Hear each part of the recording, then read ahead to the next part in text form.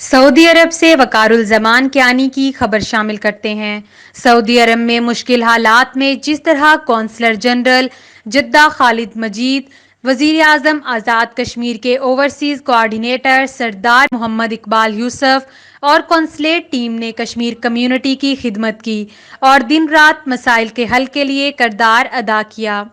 اس کی جتنی بھی تعریف کی جائے کم ہے۔ پاکستان مسلم لیگ نون یوتھ ونگ کے میڈیا ایڈوائزر ملک تعظیم نے میڈیا نمائندگان سے گفتگو کرتے ہوئے کہا ہے کہ قونصلر جنرل جدہ خالد مجید نے وزیر اعظم آزاد کشمیر کے اوورسیز کوآرڈینیٹر سردار اقبال یوسف تحریک پر کشمیر کمیونٹی کے مسائل پر فوری طور پر احکامات جاری کیے ہیں، جس پر ہم ان کے شکر گزار ہیں۔